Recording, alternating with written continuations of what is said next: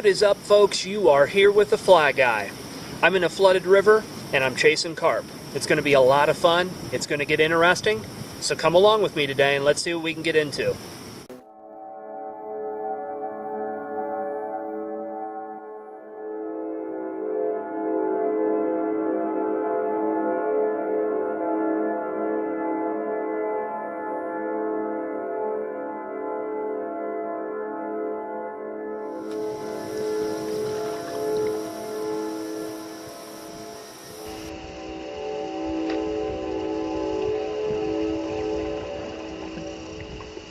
Well, folks, I had that fish on for just a second. He swam straight into a bush and the hook just kind of popped out. It's tight quarters, it's tough. They're literally rooting in areas that are typically dry. So I'm finding them in very tight scenarios where I don't have much room, and if they run in one direction or the other, I'm pretty much either going to break them off or the hook's going to pop out. Check it out, folks. It's a toad. I like these little guys. They're cool. Mr. Toad. I'm gonna try to jump out. We'll put him back. There he goes.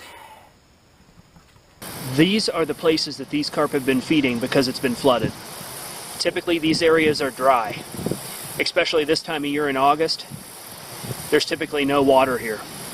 But they are taking full advantage, and they are tough to get to. So you have to get in close quarters and do battle.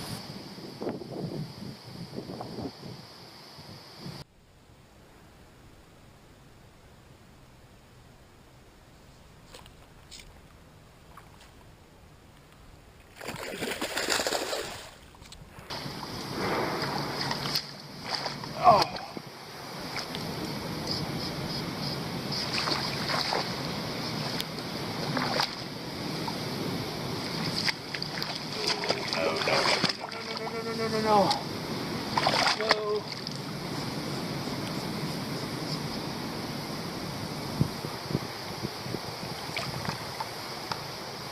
Oh, come on, man. Come on. Folks, I got him tangled up. He is in the weeds.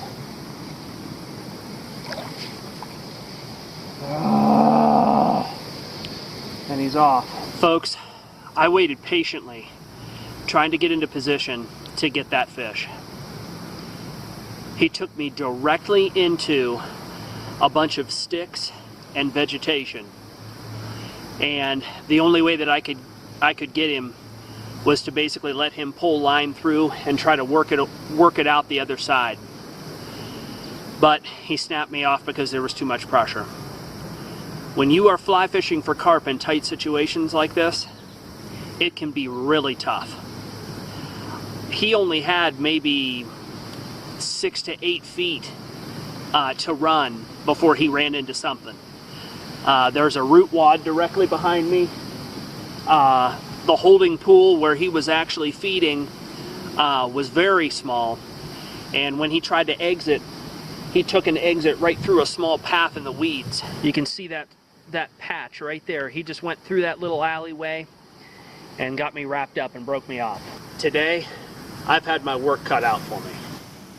After losing 2 fish, I decided to regroup and take a new strategy. What I decided to do was walk directly into the middle of the vegetation carefully and stand still, and just wait for fish to come around and start feeding in the vegetation. It started to work. As you can see here, a carp actually started moving through the vegetation right at me. The water was so murky and the plants were so thick that carp had no clue I was there.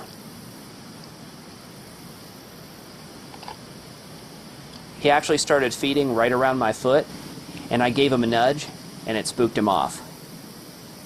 But not for long, because he came right back.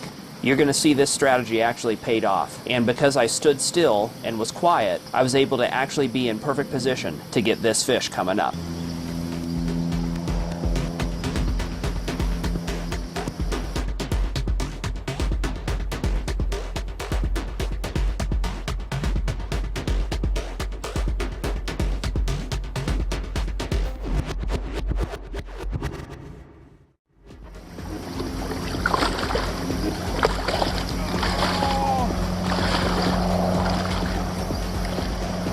Get out of the weeds. Get out of the weeds.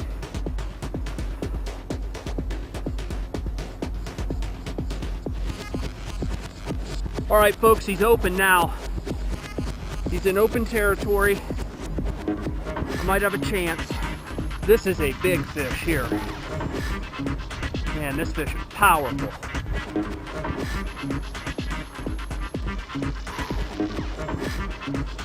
This fish is powerful.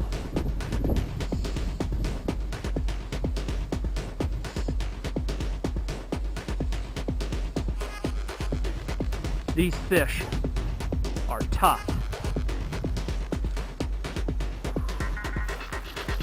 Oh my.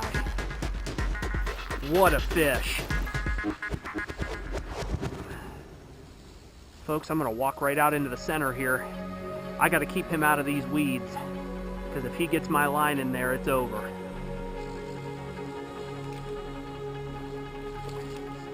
Oh.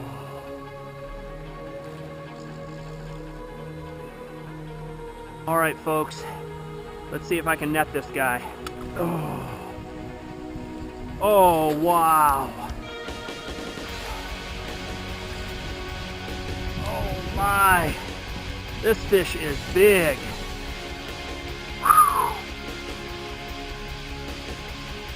What a fish. Boy, this is gonna be hard for me to get him in the net. Tell you what, folks, one hand in a fish of this size is tough.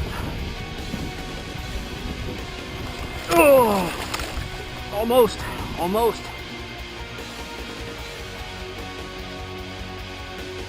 Son of a gun. Man. Oh.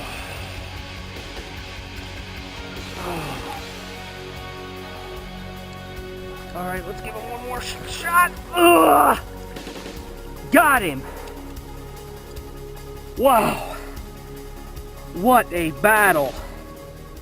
What a battle. The fish was feeding in 8 inches of water in pure weeds. What they've been doing is they've been hitting their head up against the weeds, and they've been knocking bugs off and rooting up the bottom. And I was finally able to connect and keep one buttoned. What a fish. What a fish. Folks, if you look in his mouth, you can see the rust bug. I'm telling you what, it's one of my best carp flies. I catch so many fish on it. Boy, that hook wasn't letting go. Good. Folks, this fish just about schooled me. He was in shallow weeds. I had no shots. But you know what? I ran after him. I got him into open water, and luckily enough, my hook and my line held. This fish is probably about 20 pounds. It's a very heavy fish, but boy is he gorgeous. Look at the colors on that fish. Look at the orange in the tail. Look how beautiful that fish is. That fish is just awesome. Let's go ahead and get him back.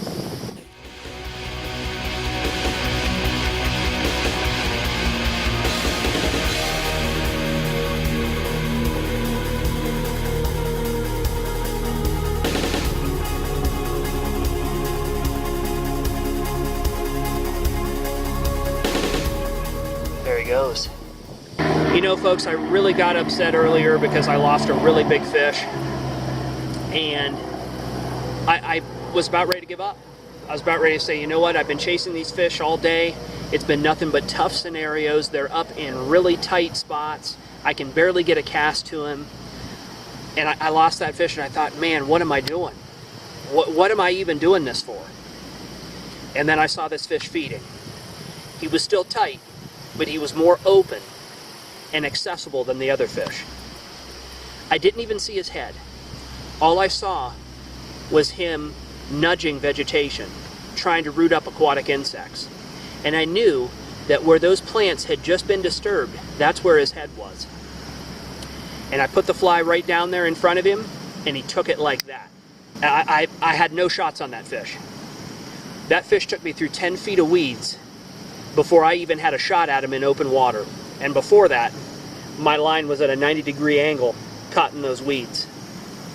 But I ran after him, I stuck with it, and I came out with a nice fish.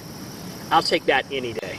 You know, the conditions weren't ideal, but I pressed in, I didn't give up, and I came out with a nice fish. If you like this video, go ahead and hit thumbs up and comment below. And if you haven't already, go ahead and subscribe to my channel. And hit that notification bell so you know when I release new videos. Thanks again for watching, everybody.